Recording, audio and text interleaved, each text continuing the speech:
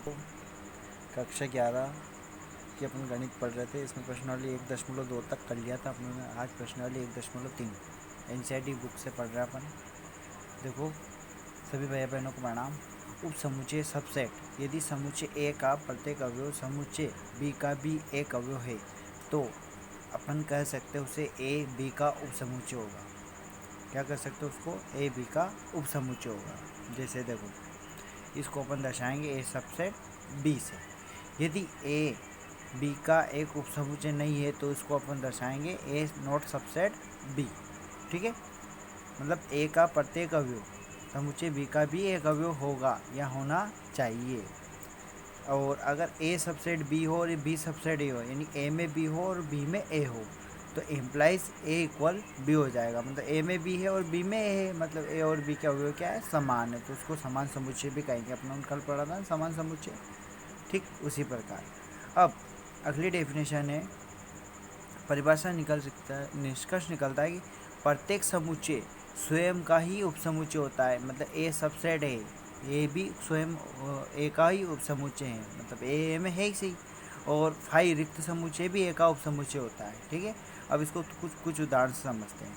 देखो इसमें उदाहरण दिया हुआ है आपको, परिमेय संख्याओं का समुच्चय Q वास्तविक संख्याओं के समुच्चय R का एक उपसमुच्चय होता है। देखो परिमेय संख्याओं का समुच्चय Q है और वास्तविक संख्याओं का समुच्चय R का उपसमुच्चय होगा। वास्तविक संख्याओं में क्या होगी? परिमेय और अपरिमेय दोनों होगी। ठीक है, परिमेय और अपरिमेय दोनों होगी। दूसरा उदाहरण दिया है, मान लीजिए A एक समुच्चय दिया हुआ है 1, 3, 5 और B में दिया हुआ आपको, B में दिया हुआ है कि X संख्या 6 से कम एक विषम प्राकृत संख्या। अब 6 से कम विषम प्राकृत संख्या कौन कौन सी होगी? 1, 3, 5 ये विषम संख्या हो जाएगी। तो 1, 3, 5 इधर भी है और बी में भी 1, 3, 5 आ रहा आपका। तो ए और बी में समान समुच्चय ए सबसेट बी लिखो या बी सबसेट ए लिखो, तो ए और बी समान समुच्चय हो जाएंगे। फिर उसके बाद आता है वास्तविक संख्याओं के समुच्चय आर के उपसमुच्चय पर चर्चा करते हैं। वास्तविक संख्याओं का समुच्चय आर है, इसका उपसमुच्चय क्या होगा अभी बताया अपनों क्यू। परिमेय और अपरिमेय संख्या रहेगी उसमें। और परिमेय संख्याओं का समुच्चय उप सबसेट क्या होगा? जेड इंटीजर्स पूर्णांकों समुच्चय, पूर्णांकों समुच्चय, पूर्णांकों की संख्याओं के समुच्चय को अपन परिमेय संख्या कहेंगे। और पूर्णांकों की संख्याओं में कौन सी शामिल होगी?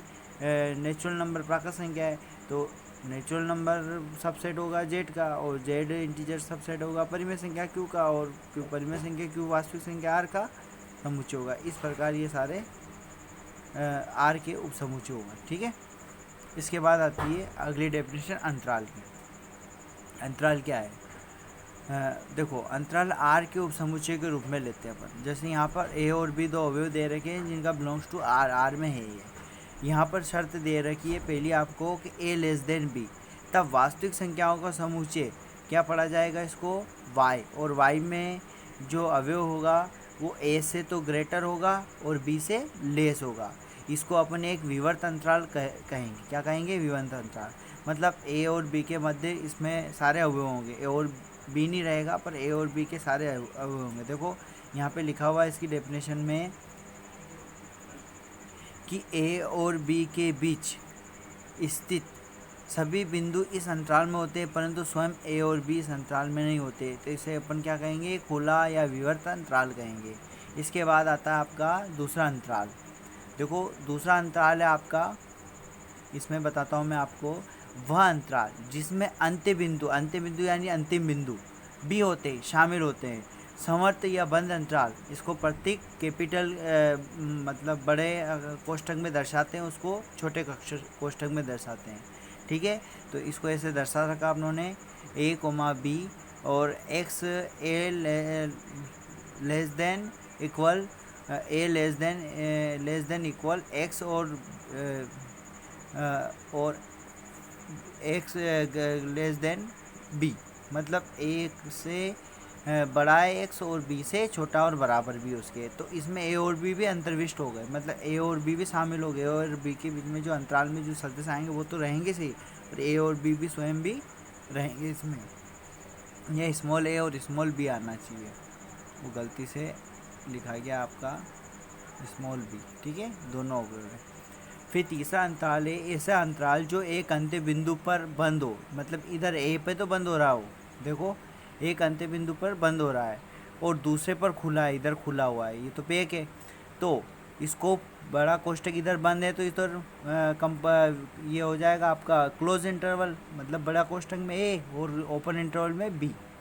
तो इसको अपन लिखेंगे x, जिसमें एक अवयव है और x का मान a से लेस देन ग्रेटर है और b से b से छोटा है। तो a से b तक खुला, a से b तक खुला है, a b आगे इंटरसेक्शन पर b तक खुला है, मतलब b तक खुला है मतलब b नहीं आएगा इसमें, b तक खुला है तो जिसमें a अंतर्विष्ट और b अपवर्जित है, मतलब b बाहर है। इसके बाद आता है आपका चौथा अंतराल जिसमें ए क्लोज्ड इंटरवल है, ए ओपन इंटरवल है और बी क्लोज्ड में है। तो यहाँ पर ए एक्स अवयव है जो ए से क्या है आपका ग्रेटर है और बी से लेस देन इक्वल है। तो बी से ए तक खुला अंतराल है। अब ये बी से ए तक